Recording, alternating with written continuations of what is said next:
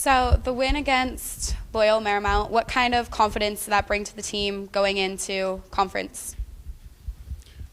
Well, I think on a number of different levels. I think Justin Dillon, for example, finally played what I consider to be a complete game.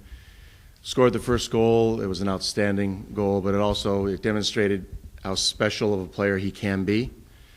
And so what we're looking for in him is greater consistency on both sides of the ball.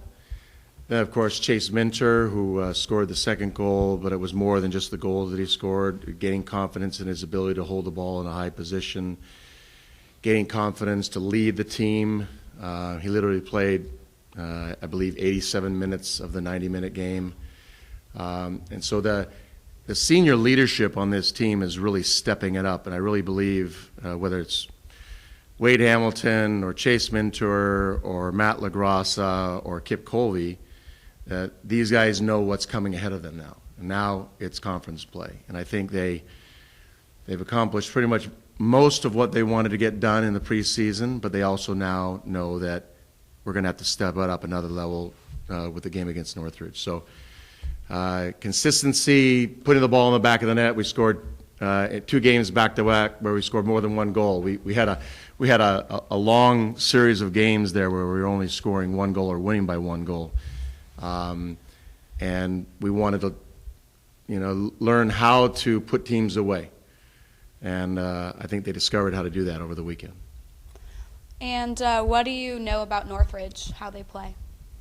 Well, Northridge at the beginning of the year had an up and down year. I think they were focusing more on the attacking side of their game.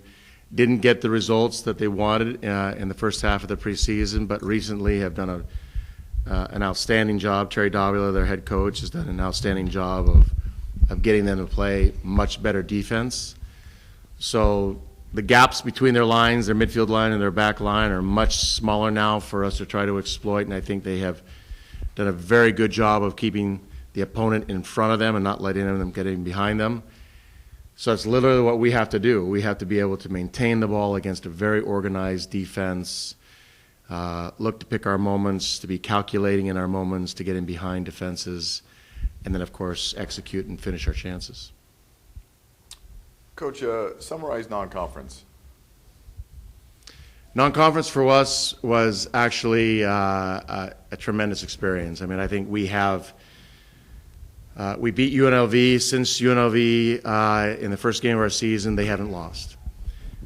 We played Gonzaga, and Gonzaga has been one of the best teams in the West since, and we tied them. Seattle University has been one of the best teams in the country, and we beat Seattle University, and since then, I don't believe they have lost. The only disappointing game was the game against Santa Clara, because I really believe that we created enough chances to win the game. To miss a penalty kick early in the game sort of set the tone a little bit for that game, but putting that aside, we still should have finished a number of other opportunities during that game, and we gave up a silly goal. So literally we should have at least a tie, if not another win, in our win column. The UCLA game was a game of 2 halves where we played exceptionally well in the first half.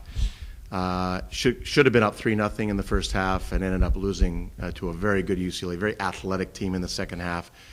And so out of that, we learned what it meant to play against athletes, speed of play, both collectively and individually. And we've used that game to really raise our standard, to play faster, to be more attentive, to pay attention to more details with respect to individually talented players and not giving them an inch, which if you give some of those players on that UCLA team that opportunity, they're going to put it away, which they did. So taking that into the College of Charleston game, and then, of course, the LMU game, I think helped an awful lot. You mentioned to her that your seniors and your team needs to pick it up now during conference play. What does that mean? Well, what that means is that now I've never experienced conference play. This is my first year as a head coach, but I know that there's seniors and juniors on this team that understand what it means to play in conference play.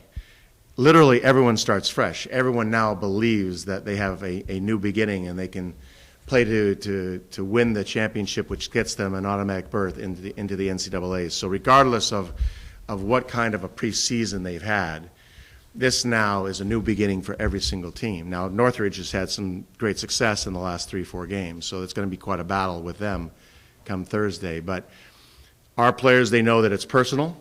They know that the intensity is going to raise significantly, that the rivals between teams is going to be anything unlike what we have done in the preseason or experienced in the preseason.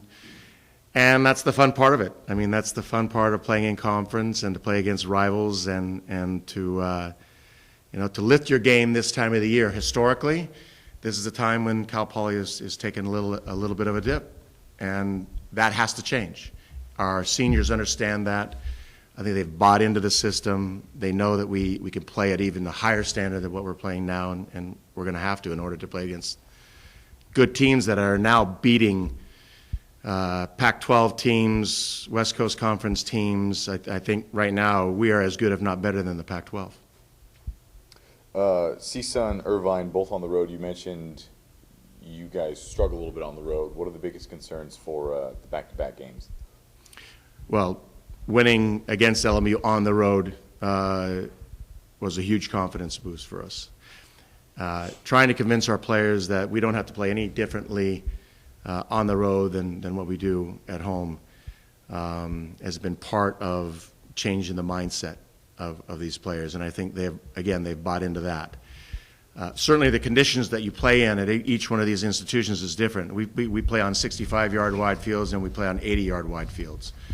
Santa Clara was literally 80 yards by 120, a massive field. And so, the ability to adapt to those environmental and physical conditions, those are the kinds of things that you really have to pay attention to when you travel on the road.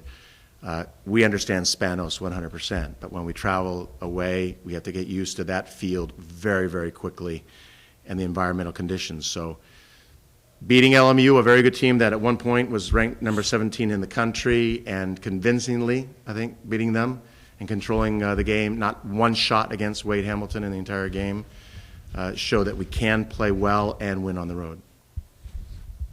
Thank you.